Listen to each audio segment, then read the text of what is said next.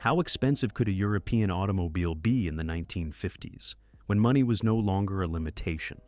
Because in that decade, buying a truly exclusive car could mean paying the price of a house, waiting months for a handcrafted body, and joining a list of customers that included tycoons, aristocrats, and members of royalty. Today, we're going to discover the most expensive European cars of the 1950s, models that took luxury, speed, and exclusivity to absurd levels, and that today have become some of the most desirable pieces in the automotive world. Leave a like, subscribe to the channel, and get ready, because we're starting with a Mercedes that forever changed the image of the sports car. 1955 Mercedes-Benz 300 SL Gullwing.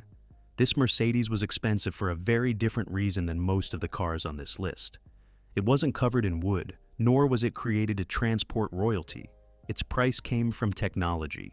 The Gullwing was born directly from the brand's racing experience. Its complex tubular structure was so high along the sides that installing conventional doors was practically impossible. And that is how the famous Gullwing doors were born. But behind that spectacular appearance was one of the most advanced machines available to a private buyer in the 1950s. Its 3.0-liter six-cylinder engine used mechanical direct fuel injection, produced around 215 horsepower, and, depending on the configuration, could approach 155 miles per hour. It was one of the fastest production automobiles of its time. The 300 SL wasn't born simply because Mercedes wanted to build an expensive sports car either. American importer Max Hoffman saw that there was a wealthy clientele willing to pay for a road-going version of the brand's successful racing car and helped push the project forward, and those customers had to be truly wealthy. In the United States, a new Gullwing cost around $6,800, placing the Mercedes far beyond the reach of the average buyer and into the territory of some of the most expensive luxury automobiles of the era. But anyone who paid that price received something that virtually no luxury sedan could offer: racing performance, advanced technology, and a body that made every arrival feel like an event. Between 1954 and 1957, only 1,400 Gullwings were built, a small production run for an automobile that would eventually become one of the most recognizable Mercedes models in history. Today, a standard 300 SL Gullwing in excellent condition can easily exceed $1 million, while the extremely rare lightweight aluminum-bodied versions belong to an entirely different level.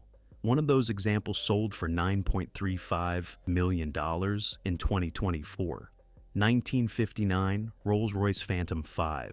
This car wasn't created to impress the driver. It was created to impress everyone who saw who was riding in the back. The Phantom V, introduced in 1959, represented the highest level of European luxury at the end of the decade. It wasn't simply a large and expensive automobile. It was a true state limousine, designed for royal families, heads of state, tycoons, and some of the most powerful people in the world. Rolls-Royce provided the chassis and mechanical components, while specialized coach builders such as Park Ward, James Young, and H.J. Mulliner built the bodies according to each customer's requirements.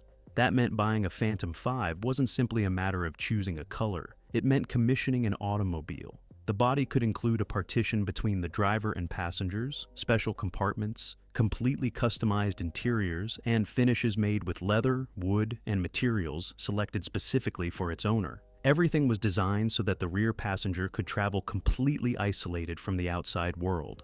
Under the enormous hood was a 6.2-liter V8, paired with an automatic transmission.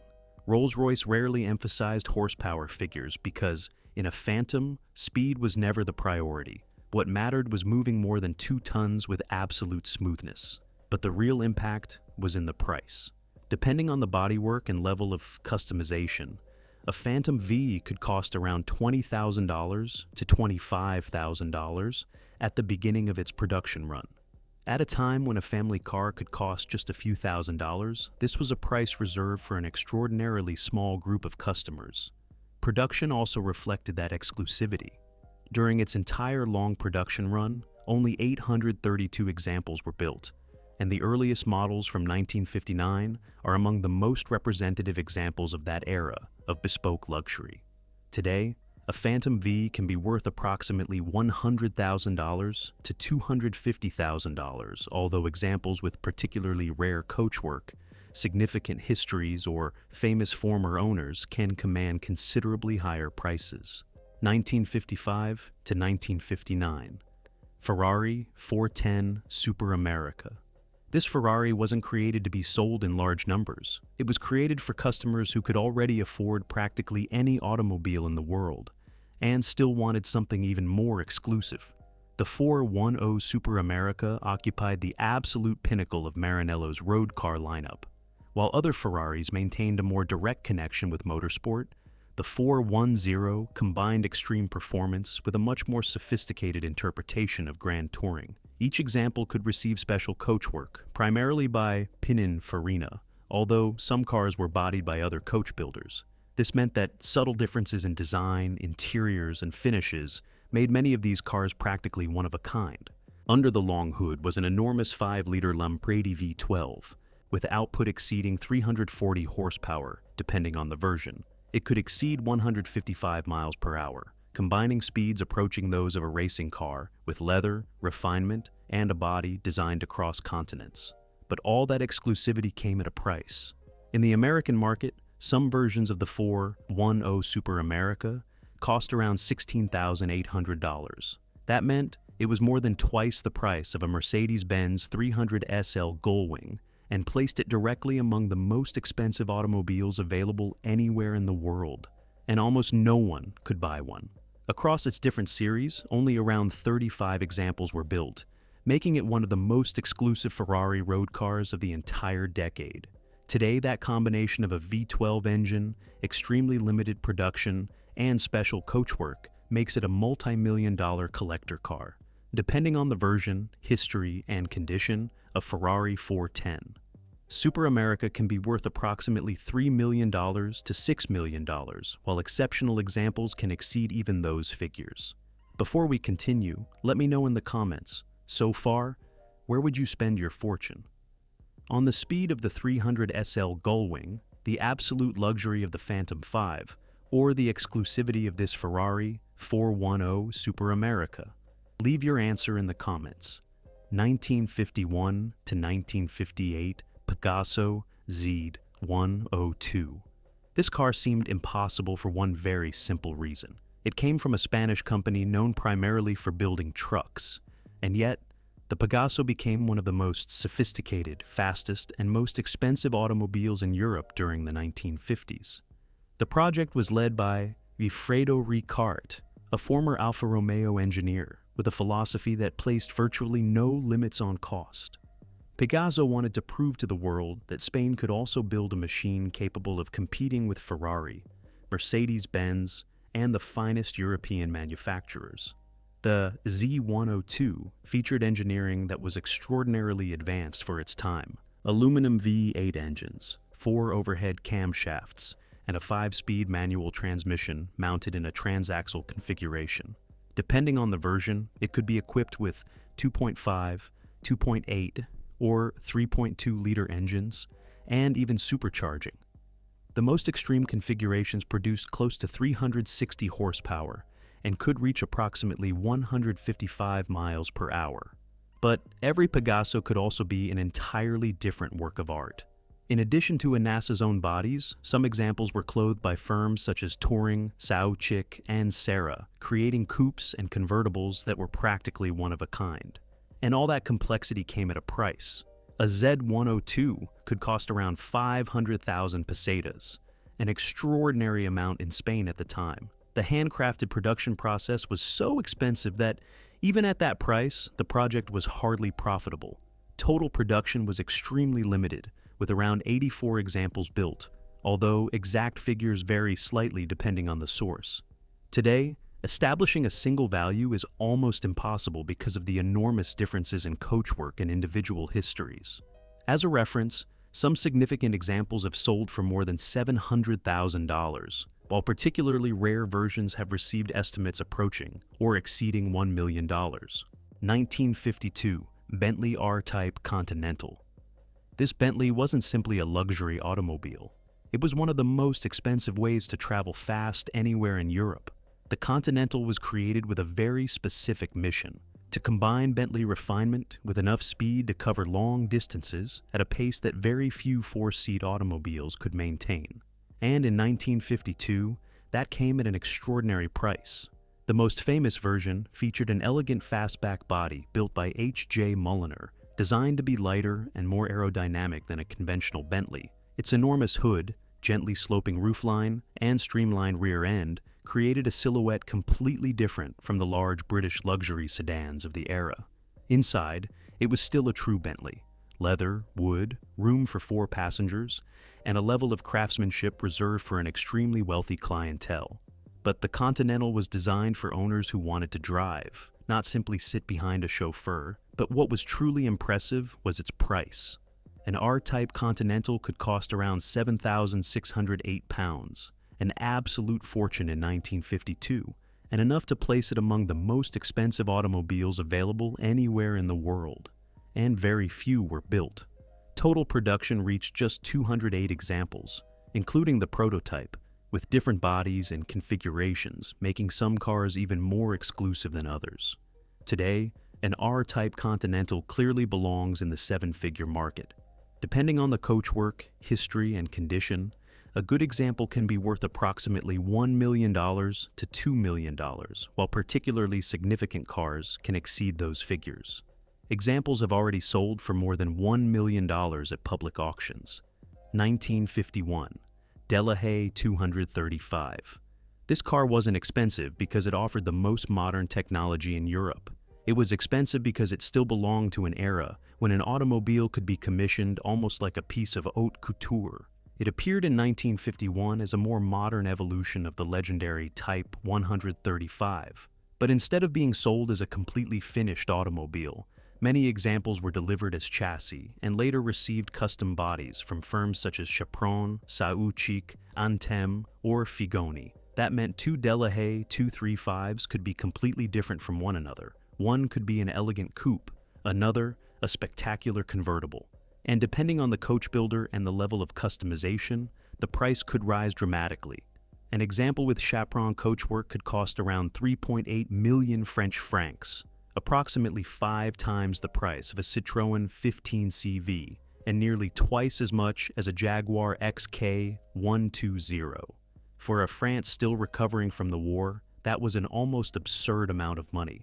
Under the hood was a 3.6-liter inline-6, producing around 152 horsepower, enough to approach 105 miles per hour. It wasn't as advanced as a 300 SL, or as brutal as a Ferrari, but its true exclusivity came from its handcrafted construction and design. Only around 84 examples were built, and the 235 ultimately became Delahaye's final passenger car, before the historic Marquis disappeared in 1954. Today, its value depends heavily on the coachwork and individual history.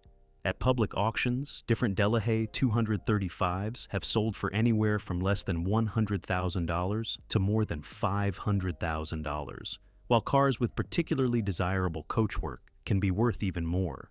Before we continue, let me know in the comments, so far, would you rather spend a fortune on the speed of the Ferrari 410 Superamerica, the luxury of the Phantom V, or the handcrafted exclusivity of this Delahaye 235? Because the next car takes us back to England. 1959 Aston Martin DB4 GT. This Aston Martin was expensive because it took one of England's most elegant grand tours and removed everything that didn't help make it faster. The DB4 GT was created as a much more extreme version of the standard DB4. Its wheelbase was shortened, the body used lighter aluminum panels, and many examples even did without rear seats. It was more compact, lighter, and far more exclusive. Under the hood was a heavily modified 3.7-liter 6-cylinder engine, with 2 spark plugs per cylinder and 3 Weber carburetors. The result was around 302 horsepower, enough to reach approximately 153 miles per hour. For 1959, that was extraordinary performance for an automobile that could still legally be driven on public roads. But all that engineering came at a price. When it appeared, the DB4 GT cost around £4,670, more than the standard DB4 and an absolute fortune in the late 1950s. And buying one wasn't easy either. Only 75 examples were built with the original DB4 GT body, making it one of the most exclusive Aston Martins of its era from the very beginning. Today, an original DB4 GT belongs firmly in the multi-million-dollar market. Period examples are typically valued at several $1,000,000, with market references placing a good car at approximately $3 million, depending as always on its history, originality, and provenance. 1956 BMW 507. This car was created to become an international success. Its price ended up turning it into exactly the opposite. The 507 was created with the intention of winning over wealthy buyers in the American market and filling the gap between more affordable British sports cars and the exclusive Mercedes-Benz 300 SL.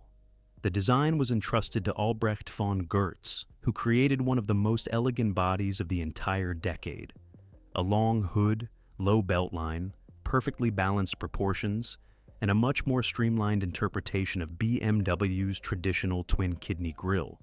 But behind all that beauty was a major problem. Importer Max Hoffman had envisioned a car that could sell for around $5,000 and achieve relatively high production volumes. However, high manufacturing costs initially pushed the price in Germany to around 26,500 marks, while in the United States it ended up approaching $9,000 or even $10,500. To put that into perspective, a 507 could end up costing even more than the Mercedes-Benz 300 SL it was supposed to compete against. Under the hood was a refined 3.2-liter aluminum V8 producing approximately 150 horsepower, paired with a 4-speed manual transmission. Between 1956 and 1959, only around 252 examples were built, and the project proved too expensive to achieve the production volume BMW had envisioned.